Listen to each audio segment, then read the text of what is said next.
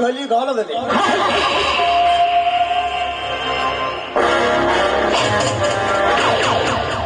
ಒಂದು ಕಾಲದಲ್ಲಿ ಕೂಲಿ ಕಾರ್ಮಿಕನಾಗಿದ್ದ ಈ ಸಿದ್ದಪ್ಪ ಇಂದು ಸಿದ್ದಪ್ಪ ನಾಯಕನಾಗಿದ್ದು ಹೇಗೆ ಗೊತ್ತಾ?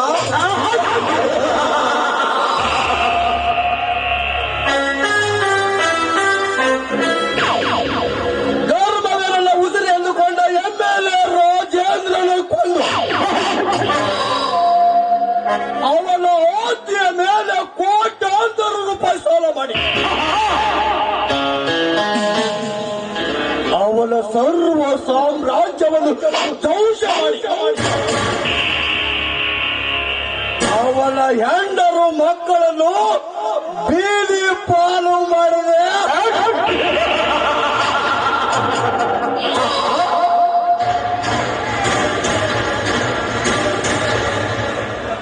ಅವನ ಕೈಯಲ್ಲಿ ಪಿಎಯಾಗಿದ್ದ ನಾನು ರಾಜಕೀಯ ರಣರಂಗೆ ಕೆಳೆದು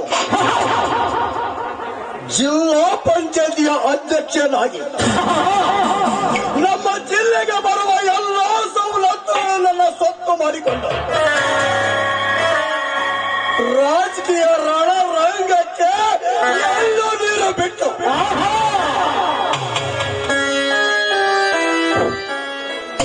ನಂಬರ್ ದಾದಿಯಲ್ಲಿ ದಾದರಾಗಿ 10 ಊರಿನ ವಾರಸ್ಥರಾಗಿ ಮೆರೆಯುತ್ತಿದ್ದಾರೆ.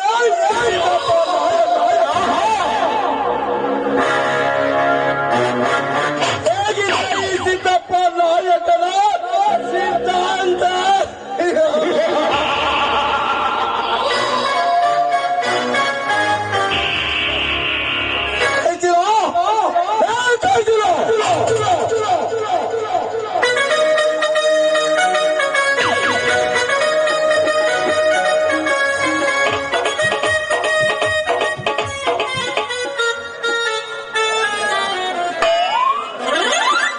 ಯಾವನ್ಲೇವ ಮಂಗ್ಯ ನನ್ನ ಮಗ, ಬೇಬರಿಸ್ ನನ್ನ ಮಗ, ಲೋಪರ್ ನನ್ನ ಮಗ, ನನಗ ಕೈ ಚೀಲ ಅಂದವ. ಮಗನೇ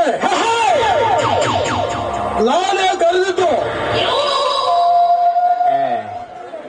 ನೀವೇನ್ರಿ ಅಪ್ಪ ಮೊದಲ ಹೇಳ್ಬೇಕಿಲ್ರಿ, ನಾನು ನಿದ್ದಿಗಣ್ಣಾಗ ಯಾರ ಒದರಿದ್ರಂತೇಳಿ ಬೈದ್ ಬಿಟ್ಟೆ. ಹಾ ಯಾಕ್ರಿ ಅಪ್ಪ, ಯಾಕ ಬಾಳ ಒದರಾಕತ್ತೀರಿ? ಆ ಪ್ರಖ್ಯಾತ ಎಲ್ಲಿಗೆ ಹೋಗಿದ್ದಾನೆಂದು ಗೊತ್ತಾ ನಿನಗೆ? ಅವನ್ ಸುದ್ದಿ ಯಾಕೆ ಐತ್ರಿ ನಾಯಕ? ಅವ ಏನ್ ಸುಡ್ಗಾಡದನ್ರಿ? ಏನಾರ ಹೇಳಕ್ ಹೋದ್ರ ಹೊಡ್ಯಾಕ ಬಡ್ಯಾಕ ಹೊಲ್ದಾಗ ಹೋದ್ರ ಆಳಿನ ಊಟ ಜಗಳ ಮಾಡ, ಊರಾಗ ಬಂದ್ರ ಮಂದಿ ಊಟ ಜಗಳ ಮಾಡ.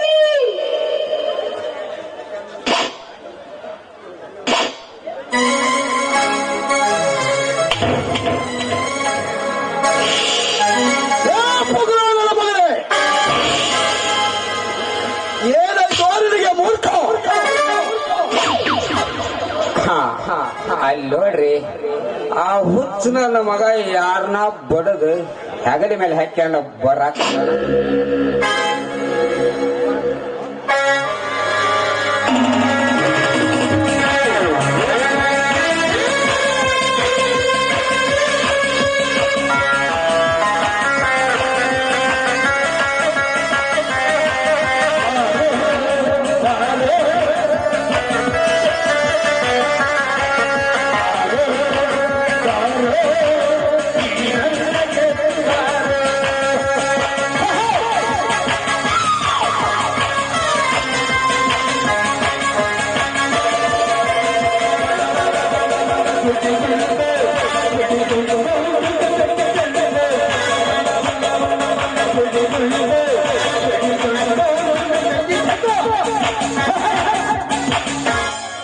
ನಾಯಕರೇ, ನ್ಯಾಯವೇ ನನ್ನ ಉಸಿರಿ ಎಂದು ನಾಯಿಗಿಂತ ನಿಯತ್ತಾಗಿ ನಡೆದುಕೊಳ್ಳುವ ಈ ನನ್ನ ಮಾನವನನ್ನು ನ್ಯಾಯ ವಿನಯದಿಂದ ನರಕದ ದಾರಿಯತ್ತ ಸಾಗಿಸುತ್ತಿದ್ದೇನೆ.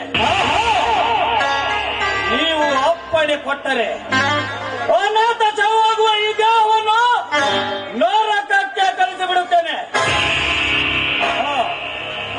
ನಾಯಕರೇ ಏನು ಮಾಡಬೇಕು? ಲೇ ಕಾಡ್ಕೋಣ ಮೊದಲ ಕೆಳಗಿಳಿಸವನು ಅವನೇನು ಕುರಿ ಮರಿ ಮಾಡಿ ಲೇ ಮಂಗ್ಯ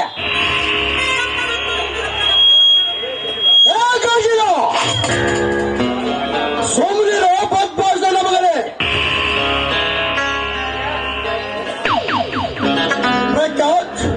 ಪ್ರಖ್ಯಾತ ಜಗತ್ ಪ್ರಖ್ಯಾತನೆಂದು ಪ್ರಸಿದ್ಧನಾದ ಈ ಸಿದ್ದಪ್ಪ ನಾಯಕನ ಆಸ್ಥಾನಕ್ಕೆ ಈ ಅನಾಥಾಶ್ರಮ ಬಂದಿದೆ ಅಂದ್ರೆ ಅದು ಯಾವ ಧರ್ಮದ ಕಾರ್ಯಕ್ಕೆ ಅಡ್ಡಿ ಆಯ್ತೋ ಈ ನರಕು. ಅದೇನು ಮಾಡೈತ್ರಿ ಪಾಪ ಒಂದಿಟ್ಟು ಸಿಂಗಾಪಂಗ ತೊಡಗು ಮಾಡಿರ್ಬೇಕ ಅದಕ್ಕ ಈ ದಬಾ ಬಡದ ಹೊತ್ಕೊಂಬಂದಲ್ರಿ ಈ ಹುಚ್ಚು ನನ್ನ ಮಗ.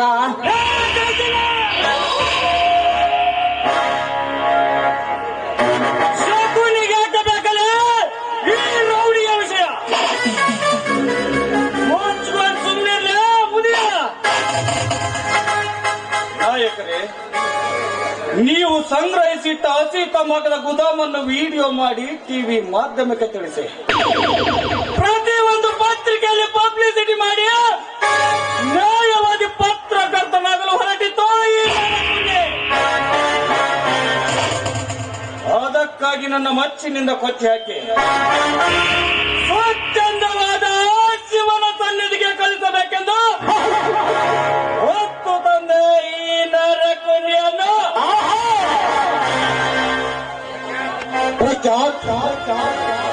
ಈ ದುನಿಯಾದಲ್ಲಿ 2 ನಂಬರ್ ದೋದ ನೆನೆಸಿಕೊಂಡಿರುವ ಈ ಸಿದ್ದಪ್ಪ ನಾಯಕನಿಗೆ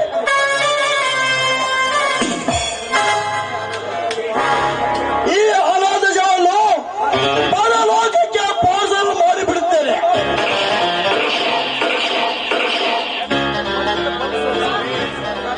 ಭದ್ರಾ ಹೇ ಭದ್ರಾ,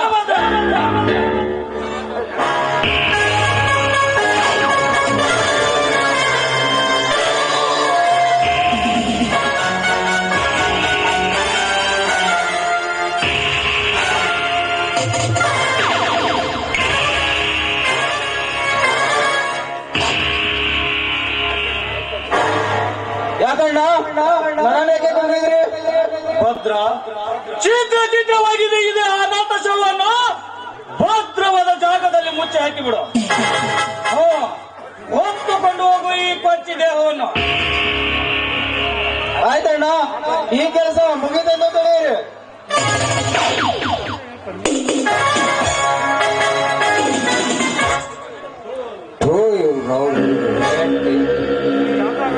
ಬರೇ ಇದ ನೋಡ್ರಿ, ಇವಾಗ ಕರ್ಕೊಂಡು ಬರವ, ಇವಾಗ ಕತ್ತರಿಸದವ ಸ್ವಲ್ಪರ ಕರುಣೆ ಐತಾ ಈ ನನ್ನ ಮಕ್ಕಳಿಗೆ.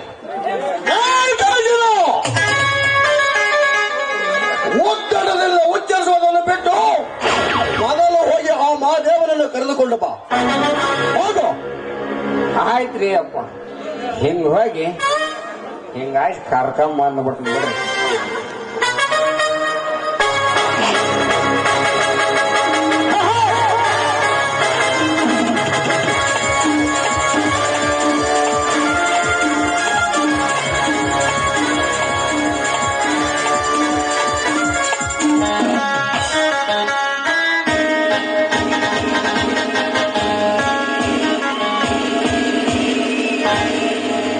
ನಮಸ್ಕಾರ ನಾಯಕರಿಗೆ. ಬಾ ಪ್ರತಾಪ್, ಅದೇಕೋ ಅವಸರದಲ್ಲಿ ಬಂದಂತೆ ಕಾಣುತ್ತದೆ. ಯಾಕೆ? ನಾಯಕರೇ, ನೀವು ಯಾವುದೇ ಕೆಲಸ ಮಾಡುವ ಮೊದಲು ನನಗೆ ತಿಳಿಸಿ, ಆಮೇಲೆ ಆ ಕೆಲಸ ಮಾಡಿ. ಮೊದಲು ನಿನಗೆ ತಿಳಿಸಿ ಆಮೇಲೆ ಕೆಲಸ ಮಾಡಲು ನೀನೇನು ನಮಗೆ ದಾನ ಅಥವಾ ನಮ್ಮಂತ ಡಾನ್ಗಳನ್ನು ಮೇಂಟೈನ್ ಮಾಡುವ ಅಂಡರ್ ವರ್ಲ್ಡ್ ದಾನ?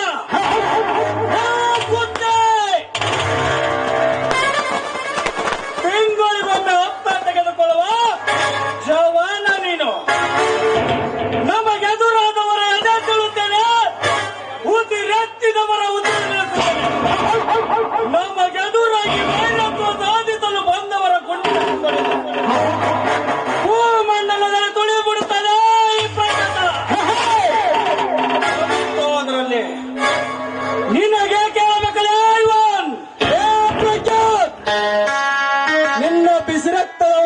ರಣರಂಗದಲ್ಲಿ ಹುಸಿ ಮಾತನಾಡಿ ಹಸಿ ಮಾಂಸದಂತೆ ರಣಾತ್ಮವಾಗಿ ಆತ್ಯಾಗಬೇಡ. ವಿಷಯ ತಿಳಿಯದೆ ವೀರಾವೇಶದಲ್ಲಿ ಕೂಗಾಡೋದಕ್ಕೆ ಇದು ಸಾಮಾನ್ಯವಾದ ಕೆಲಸವಲ್ಲ. ನಾಯಕರೇ, ಇವನು ಊರಿನ ಮುಂದೆ ಶೂರರಂತೆ ಹೊತ್ತುಕೊಂಡು ಬಂದನಲ್ಲ, ಅವನೊಬ್ಬ ನಿಷ್ಠಾವಂತ ಪತ್ರಕರ್ತ. ಅವನ ಪರವಾಗಿ ಸಾಕ್ಷಿ ಹೇಳಲು ಸಂಘ ಸಂಸ್ಥೆಗಳು ಒಗ್ಗಟ್ಟಾಗಿ ಪ್ರತಿಭಟನೆ ಮಾಡುತ್ತಿದ್ದಾರೆ. ಅವರನ್ನೆಲ್ಲ ಸಮಾಧಾನ ಮಾಡಬೇಕಾದರೆ ಇವನನ್ನು ಅರೆಸ್ಟ್ ಮಾಡಲೇಬೇಕು. ನೋಡು ಪ್ರತಾಪ್, ಪೊಲೀಸ್ ಠಾಣೆ ಮೆಟ್ಟಲು ಹತ್ತುವುದು ನಮಗೇನು ಹೊಸದಲ್ಲ. ದೋರ ಬಾಗಿಲಲ್ಲಿ ಹೋಗಿ ಹಿತ್ತಲ ಬಾಗಿಲನ್ನು ಹೊರಬರುವುದು ನಮ್ಮಂತ ಹುಟ್ಟ ರಾಜಕಾರಣಿಗಳ ಗುಣ. ಇವನ ಬದಲಾಗಿ ನಮ್ಮ ಪತ್ರವನ್ನು ಕರೆದುಕೊಂಡು ಹೋಗೋ ಸಾಕ್ಷಿ ಹೇಳಲು ಬಂದವರಿಗೆ ಸಾಕಷ್ಟು ಹಣ ಸುರಿದು ಈ ಕೇಸ್ ಕ್ಲೋಸ್ ಮಾಡಿಬಿಡು. ಭದ್ರ, ಹೇ ಭದ್ರ,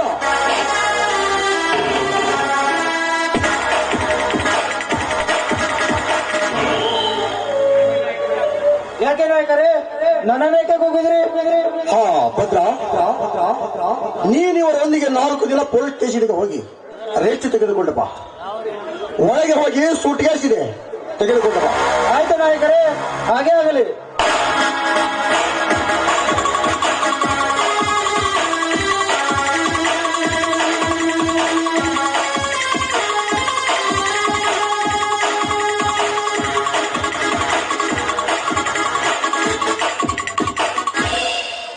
ತೆಗೆದುಕೊಳ್ಳಿ ನಾಯಕರೇ ಈ ಸುಡ್ಗಾದನ್ನು.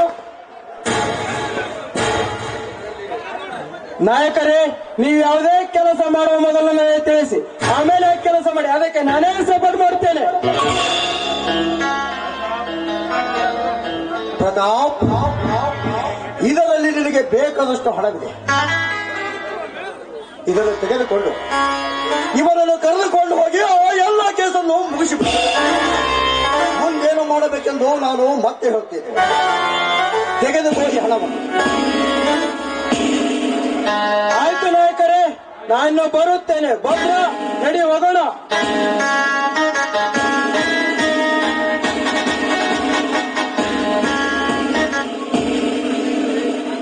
ಬನ್ನಿ ಸಾಹೇಬ್ರೆ, ರಾಗೆ ಮುದ್ದೆ ತಿನ್ನಲಾರದೆ ಬಹಳ ದಿನ ಆಯ್ತು.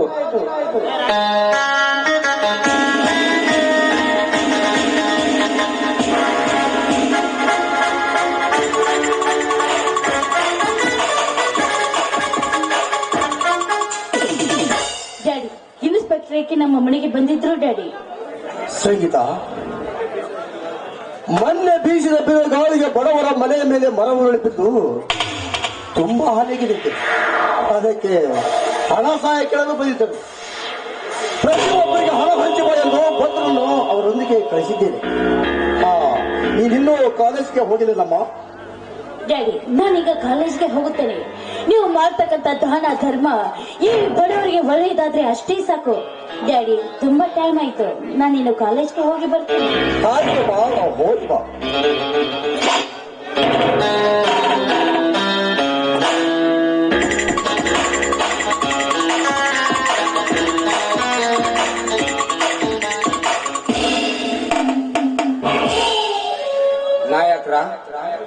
ನಾಯಕ್ರೆ ಕರ್ಕೊಂಬಂದಿ ನೋಡ್ರಿ ಮಾದೇವಪ್ಪನ. ನಮಸ್ಕಾರ ನಾಯಕರಿಗೆ. ನನ್ನನ್ನೇಕೆ ಬರ ಹೇಳಿದ್ರಂತೆ? ನಿನ್ನನ್ನು ಬರ ಹೇಳಿ ನಿನ್ನ ಹರಿಕತೆ ಹೇಳಿಸಿಕೊಳ್ಳುವ ಅಗತ್ಯ ನಮಗಿಲ್ಲ. ನಿನ್ನ ತಮ್ಮ ತಾನೇ ಶೂರಾದಿ ಶೂರನೆಂದು ಈ ಸಾರಿ ಗಡ್ಡಿ ಬಡ್ಡಿ ಸ್ಪರ್ಧೆಯಲ್ಲಿ ನಮ್ಮ ಎತ್ತುಗಳನ್ನು ಸೋಲಿಸಿ ವಿಜಯನಾದನೆಂದು ಅಜಾನಾಗಿ ಬರೆಯುತ್ತಿದ್ದನು ನಿನ್ನ ಅವಿವೇಕ ತಮ್ಮ. ಅವನಿಗೆ ನೀನೇ ತಿದ್ದಿ ಬುದ್ಧಿ ಹೇಳು. ದೊಡ್ಡವರ ದೃಷ್ಟಿಗೆ ಬಿದ್ದರೆ ಏನುಗಳ ಎಡ ಬಿಡದೆ ಕಾಡಿತು ಎಂದು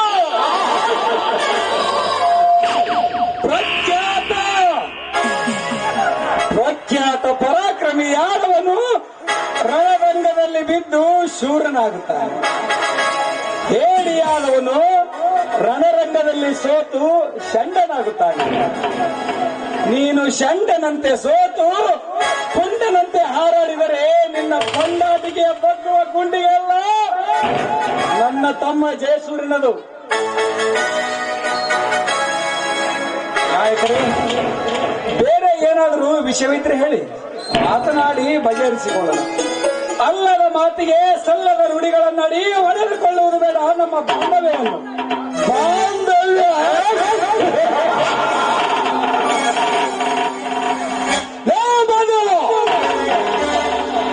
ಈ ಊರಿನಲ್ಲಿ ಅಧ್ಯಕ್ಷನಾಗಿನೆಂದು ಅಧಿಕಾರಕ್ಕಿಳಿದನೆಂದು ಅಹಂಕಾರದಲ್ಲಿ ಅಬ್ಬರಿಸಬೇಡ. ಅಧಿಕಾರ ನಿನ್ನದಾದರೂ ಈ ಊರಿನ ಅಧಿಪತಿ ನಾನು. ನಮ್ಮೂರಿಗೆ ಬರುವ ಎಲ್ಲ ಸವಲತ್ತುಗಳು ನಾ ಹೇಳಿದಂತೆ ನಡೆಯಬೇಕು. ನಾಯಕರೇ, ಅಧಿಕಾರ ಎನ್ನುವುದು ಇಂದಲ್ಲ ನಾಳೆ ಅಳಿದು ಹೋಗುವ ಪಟ್ಟ. ನನ್ನನ್ನು ನಂಬಿ ಅಧ್ಯಕ್ಷನನ್ನಾಗಿ ಮಾಡಿದ ಈ ಜನರ ನಂಬಿಕೆಗೆ ಪಾಲಿಸುವುದು ನನ್ನ ಧರ್ಮ. ನಾಯಕರೇ, ನನ್ನ ಧರ್ಮ.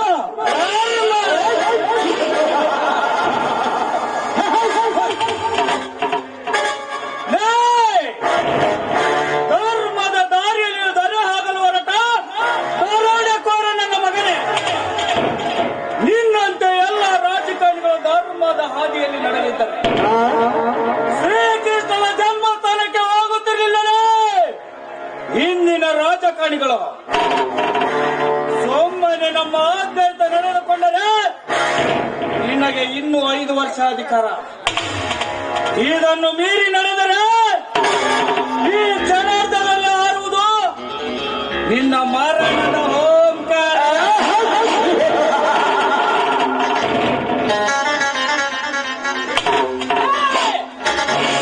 ಧರ್ಮವನ್ನು ಕೊಟ್ಟಿರಲೇ ಕಟ್ಟಡದ ಮಗನೇ. ನಮ್ಮಣ್ಣನ ಸೇರ್ತದ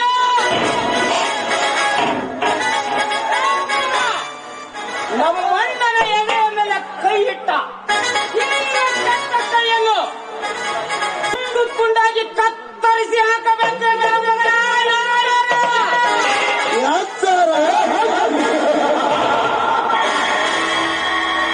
ನನ್ನ ವಾಗ್ದಾನಕ್ಕೆ ಕಾಲಿಟ್ಟು ಅಡ್ಡ ಹಾಸದಿಂದ ಅಪ್ಪರಿಸುವ ಅವಿವೇಕಿ ನನ್ನ ಮಗನೇ. ನೀನು ಬಂದಿರುವುದು ಎಲ್ಲಿಗೆ ಗೊತ್ತಾ? ನಾಯಕ ಸಿದ್ದಪ್ಪ ನಾಯಕನ ಗಡಿಯಲ್ಲಿ ಅಡಿಯಿಟ್ಟು ಇಡೀ ನಾಗರ ಹಾವಿನಂತೆ ಎಡೆ ಎತ್ತಿ ಬುಕ್ಬಿಟ್ಟೆ. ಕಟ್ಟ ಚಟ್ಟ ಸೇರುವುದು ನೀರಿನ ಕೆಟ್ಟ ದೇಹ ಎನ್ನುವುದನ್ನು ನೆನಪಿನಲ್ಲಿಟ್ಟುಕೋ ಮಗನೇ.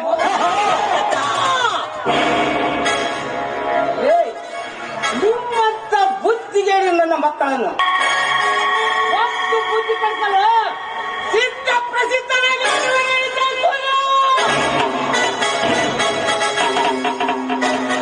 ಆ ಸೂರ್ಯ ಬಿಡುವನು ಕಿರಣ, ಈ ಸೂರ್ಯ ತೆಗೆಯುವನು ಮರಣ, ನಾಡನ್ನೇ ಬೆಳಗುವನು ಆ ಸೂರ್ಯ, ನ್ಯಾಯವಾಗಿ ಬಾಳುವನು ಈ ಸೂರ್ಯ, ಸರ್ವರನ್ನು ಸಮಾನವಾಗಿ ಕಾಣುವನು ಆ ಸೂರ್ಯ, ಅನ್ಯಾಯ ಮಾಡಿದವರ ಕತ್ತನ್ನೇ ಕತ್ತರಿಸಿ ಹಾಕುವನು ಈ ಸೂರ್ಯ, ಇಡೀ ಜಗತ್ತಿಗೆ ಬೆಳಕನ್ನು ನೀಡುವನು ಆ ಸೂರ್ಯ, ಈ ಜಗತ್ತಿನ ಜನರನ್ನು ಕಾಯುವನು ಈ ಸೂರ್ಯ, ಜನ ಕಾಯುವ ಸೂರ್ಯ.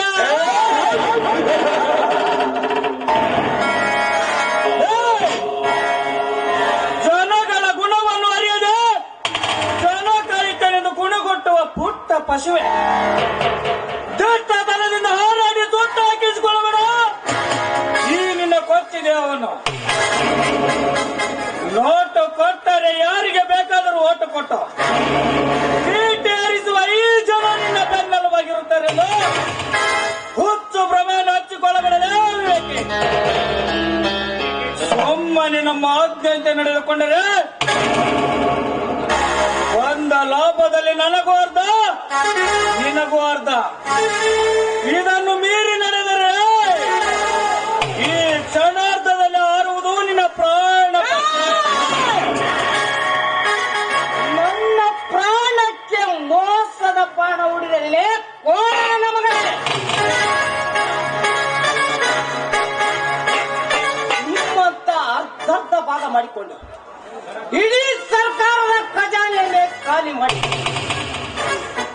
ಸರ್ಕಾರದ ಸವಲತ್ತನ್ನೇ ನುಗ್ಗಿ ಹಾಕಿ ಇಡೀ ಸರ್ಕಾರದ ಖಜಾನೆಯನ್ನ ಖಾಲಿ ಮಾಡ್ತಿರಲ್ಲ. ರಾಜ್ಯ ಕಾಣಿಗಳು ನೀವು. ಸರ್ಕಾರದವರು 1 ರೂಪಾಯಿ ಕೆಜಿ ಅಕ್ಕಿಯನ್ನು ಕೊಟ್ಟರೆ ಅದನ್ನು ಕದ್ದು ಪುಂಡ ಪುಡಾರಿ ಅಂತ 30 ರೂಪಾಯಿ ಕೆಜಿ ಅಕ್ಕಿಯನ್ನು ಮಾರಿ ಪುಂಡಾರಿ ಅಂತ ಮೆರೆಯುತ್ತಿರುವರಲ್ಲ ಈ ಬಡವರ ಬಂಡವಾಳದಲ್ಲಿ. ನಿನಗೆ ಬೇಡವಾದ ವಿಷಯವನ್ನು ಕೂಡ ಬೇರು ಸಮೇತ ಸೋಸಿ ನೋಡ್ತಿರ್ಲಿಲ್ಲ. ನಿನಗೆ ಬದುಕಿನ ಮೇಲೆ ಆಸೆ ಇದೆ ತಾನೇ ತಿಳಿಸಿದ್ದೇನೆ. ತಿಳಿದುಕೋ, ಇಲ್ಲವಾದರೆ ಮುಂದೇನು ಮಾಡಬೇಕೆಂದು ನನಗೆ ಚೆನ್ನಾಗಿ ಗೊತ್ತಿದೆ. ಮೊದಲ ತನಗೋ ಇಲ್ಲಿಂದ.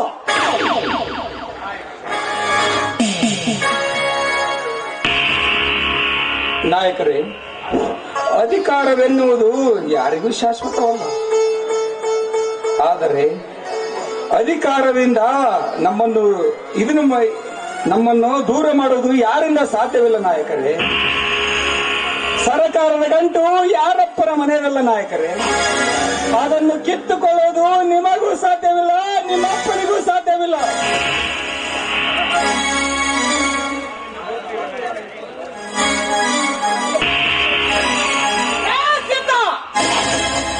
ನಿಮ್ಮತ್ತ ಬುದ್ಧಿಗೇಡಿ ನನ್ನ ಮಕ್ಕಳಿಗೆ ಗೋಳ್ತಿ ಹೇಳಿದ್ರೆ ಇಲ್ಲವಾದರೆ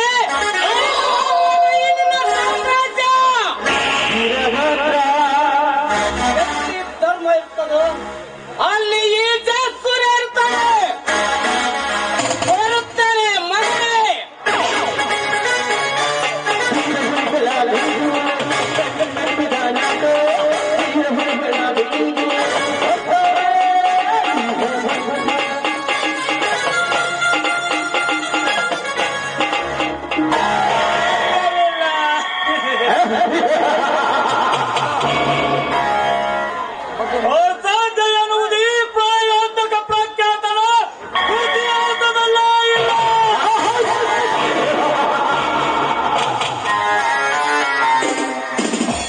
ಮಾನುಳ್ಳವರ ಮನೆತನ ಎಂದು ಬಿರುದು ಪಡೆದ ನಿಮ್ಮ ಮನೆತನದಲ್ಲಿ ಮುತ್ತಿನಂತಿರುವ ನಿನ್ನ ಅತ್ತಿಗೆಗೆ ನನ್ನ ಕಾಮದ ಮುತ್ತನ್ನು ಒತ್ತದಿದ್ದರೆ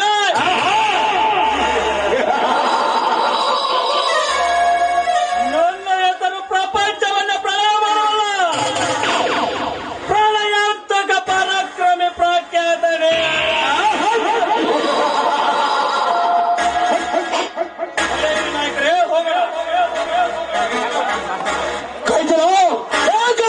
ಯಾಕ್ರಿ ಅಪ್ಪ ಇಲ್ಲೇ ಕಿತ್ತೋಗಿ ಹೋದ್ ನಿನ್ನ ತಲೆಗೆ ಒಂದು ಕಸಡ ಐಡಿಯಾ. ಅದಕ್ಕೆ ಯಾಕೆ ಚಿಂತೆ ಮಾಡ್ತೀರಿ ನಾಯಕ? ಅದನ್ನ ಇಲ್ಲಿ ಮುಂದೆ ಬ್ಯಾಡ್ರಿ, ಸಂಧ್ಯಾಗ ಹೇಳ್ತ ಬರ್ರಿ ಹೋಗೋಣ ಒಳಗ ಹೈವಾಡ್ಸ್ ಹೊಡ್ಯ ನಡ್ರಿ ಹೈವಾಡ್ಸ.